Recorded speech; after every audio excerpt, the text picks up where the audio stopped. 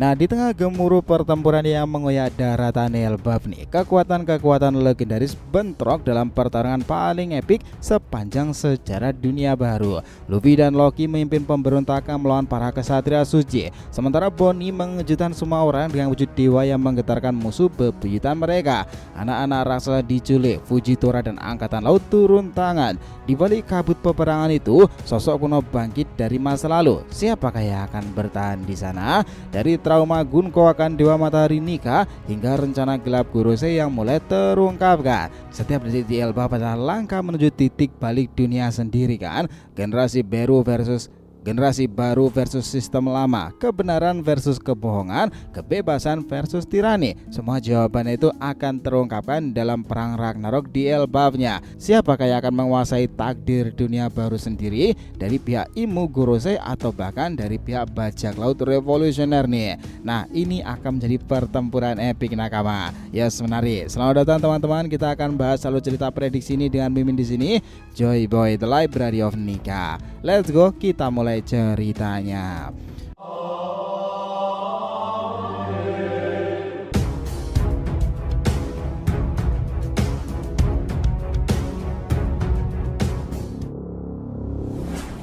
Oh ya, biar terus bisa berinteraksi dengan kalian ya, subscribe dan bantu ramein video ini ya nakama. Selain Joy Boy The Library of Nika untuk One Piece, jangan lupa subscribe 3 channel kita yang lainnya tuh, Teori Mediatif untuk solo leveling dan Boruto 2 Blue Vortex, Saga Boruto 2 Blue Vortex untuk tema fan fiction nih. Sementara Shonen Odyssey untuk anime, manga dan juga manhwa lainnya.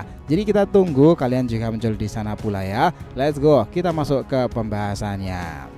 Jadi itu nakama, di tengah gemuruh pertempuran yang terus menggetarkan daratan Elbaf, cerita kali ini melanjutkan kisah dramatis dari chapter sebelumnya. Sebuah tempat yang awalnya tampak sunyi kini berubah menjadi medan penuh gejolak, di mana Gunko dan anak-anak raksasa tengah berada di sana ya. Mereka dikelilingi oleh para tokoh penting, Franky, Bonnie, Ripley, Dory, Brogy, bahkan Jarul. Semua datang dengan satu tekad bulat, menyelamatkan para anak-anak raksasa dari cengkraman para kesatria suci.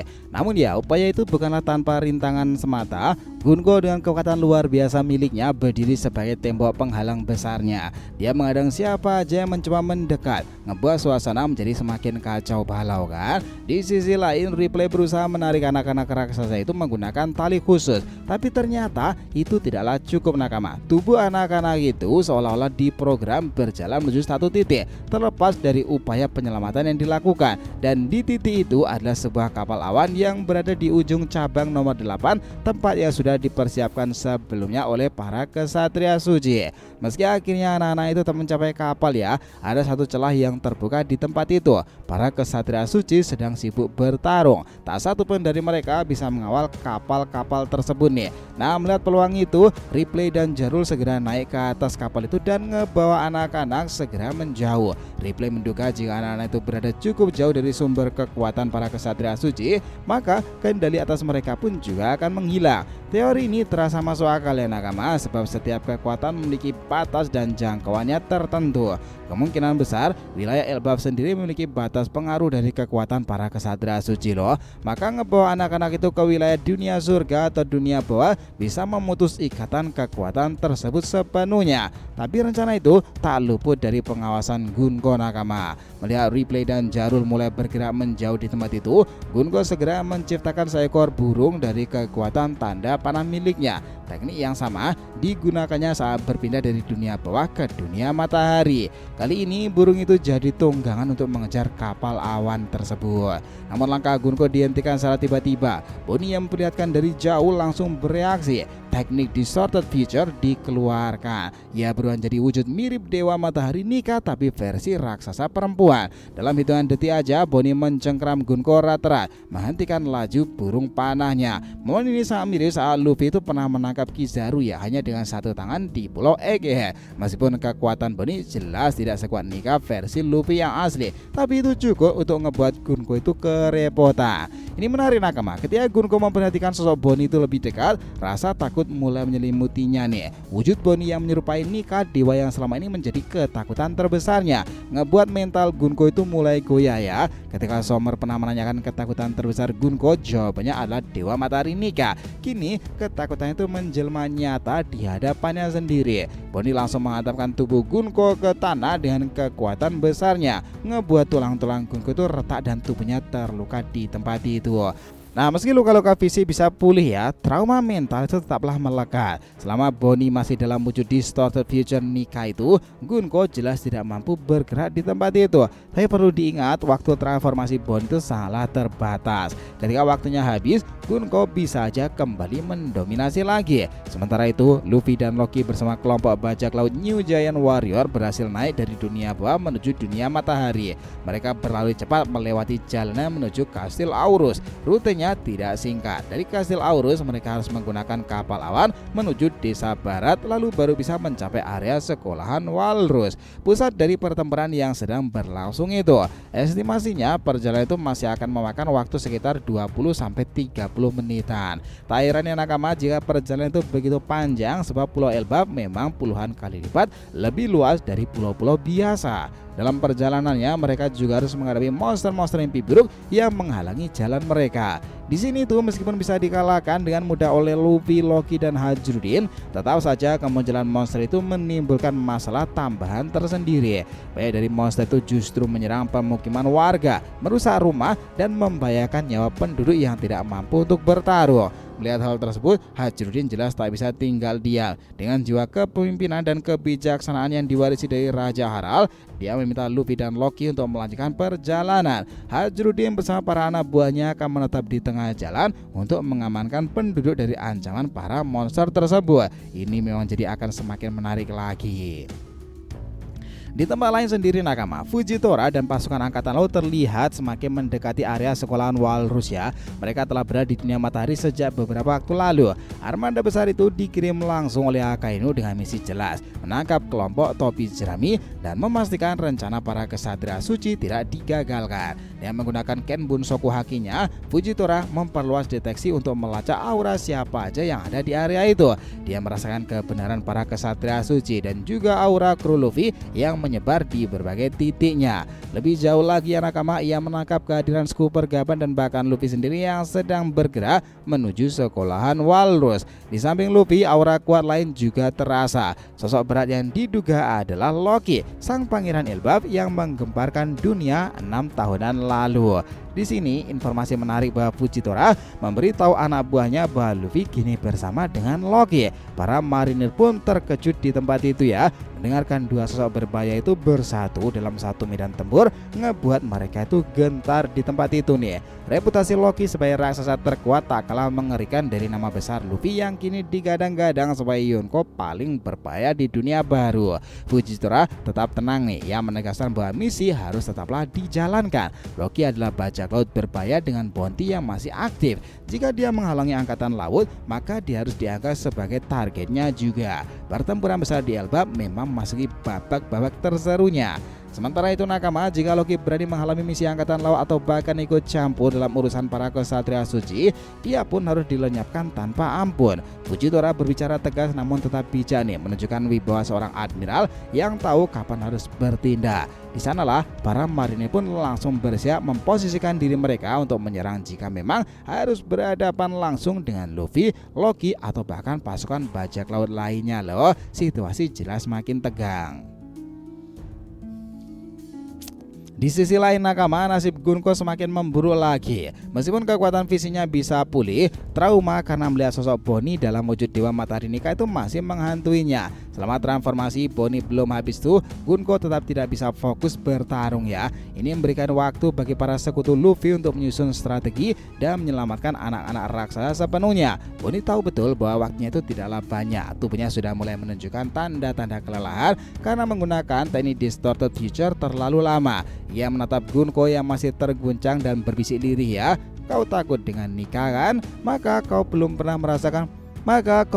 merasakan mimpi buruk terburukmu. Ucapan itu jelas membuat Gunko semakin ketakutan, seolah-olah melihat dewa yang selama ini dikhawatirkan menjadi nyata di hadapannya. Sementara itu di langit Elbaf, kapal awan yang ditumpangi Ripley dan Jarul terus melaju ngebawa anak-anak raksasa menjauh dari pengaruh para kesatria suci.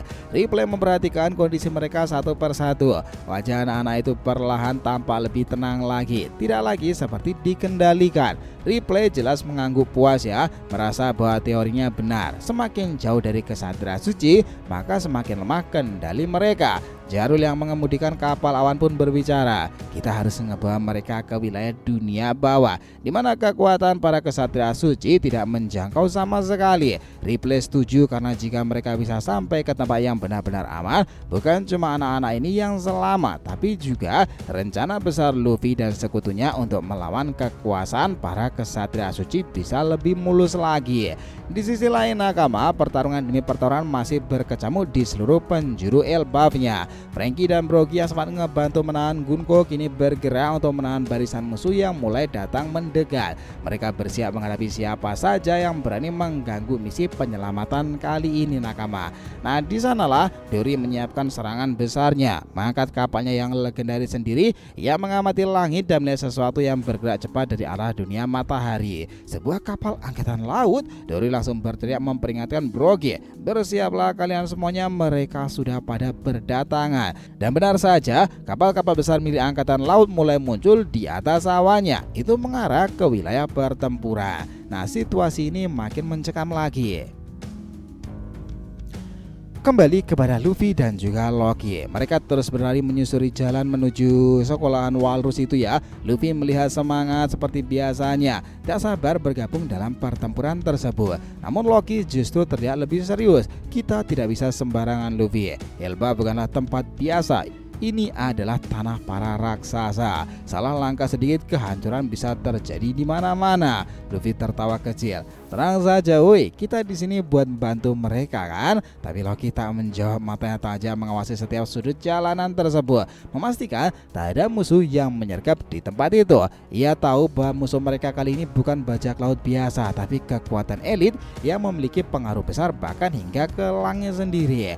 Di dalam perjalanan tersebut mereka kembali bertemu dengan para monster mimpi buruk, tapi jumlahnya kali ini lebih banyak ya. Luffy dan Loki pun akhirnya bertarung bersama-sama. Dalam sekejap mereka menghajar para monster itu satu persatu. Loki menunjukkan kekuatan brutalnya yang sangat mengesankan, melempar monster raksasa hanya dengan satu tangan saja. Nah, Luffy pun menggunakan gear kelimanya untuk menyampu monster dalam jumlah yang banyak. Tanpa ampun sama sekali dia tertawa sambil menggulung satu monster menjadi bola dan memantulkannya seperti bola basket. Aksi kocak tapi mengerikan itu ngebuat para raksasa Elbaf yang melihatnya terkesima dan ikut semangat untuk bertarung di tempat itu ya.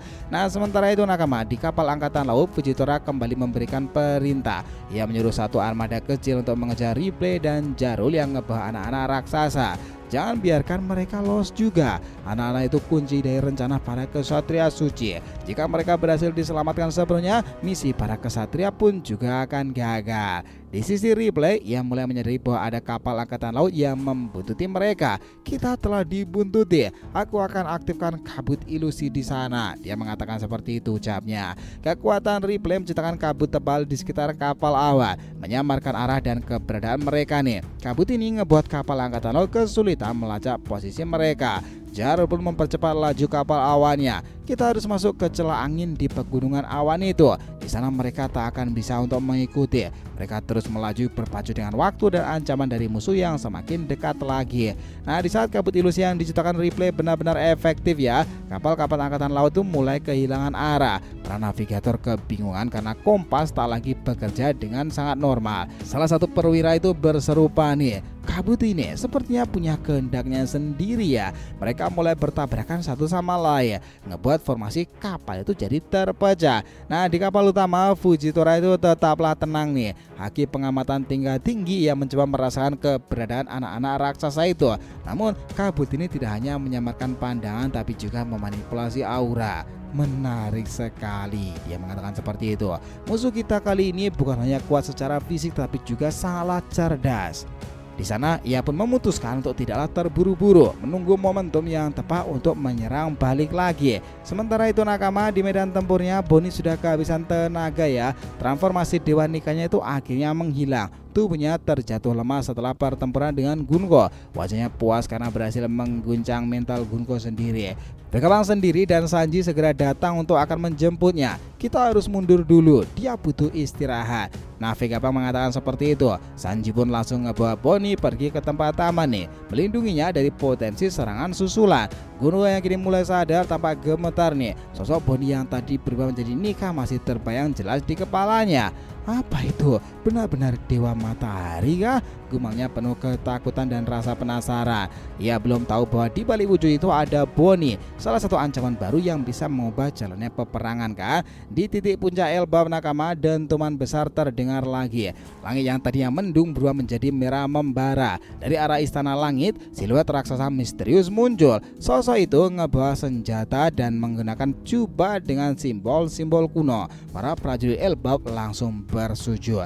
Itu adalah simbol leluhur. Suasana makin memanas. Ragnarok ini benar-benar menggelora di tempat tersebut.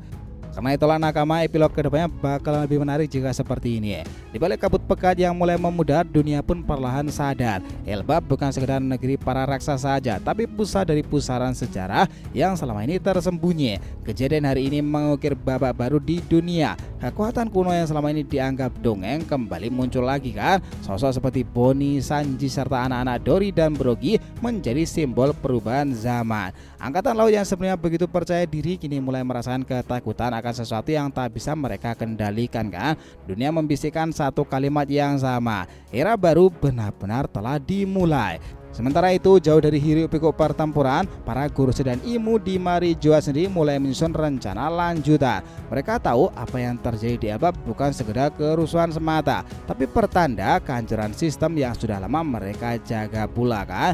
Namun tanpa mereka sadari ya nakama, benih-benih perlawanan telah menyebar ke seluruh lautan sendiri. Dari para revolusioner hingga bajak laut muda yang terinspirasi oleh api Nika itu, semuanya mulai bergerak satu persatu. Di ujung dunia sendiri, topi jerami Luffy bersinar lebih terang dari sebelumnya.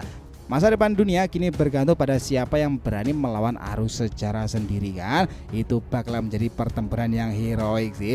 Jadi kalau mau disimpulkan dari cerita ini nakama, peristiwa besar di Elbaf menjadi titik balik penting dalam sejarah dunia One Piece. Pertarungan antara kekuatan besar seperti Sanggab dan Kuroige ngebuka mata banyak pihak keseimbangan dunia yang mulai runtuh sendiri. Namun di balik keterlibatan itu, memang di Elbaf pertempuran luar biasa sedang terjadi. Para angkatan laut Admiral Fujitora sendiri itu sudah menggunakan kekuatan Kenbun Soku Haki miliknya. Sementara para Elbaf para kesatrianya itu mulai melakukan siasat-siasat demi menanggulangi peperangan ini.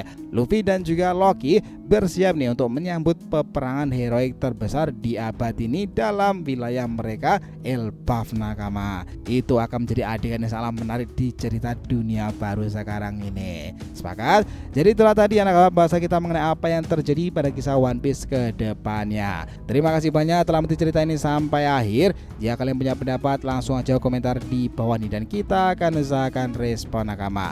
Sampai jumpa di video selanjutnya dan Joy Boy Sang Nika telah kembali ke peradaban One Piece.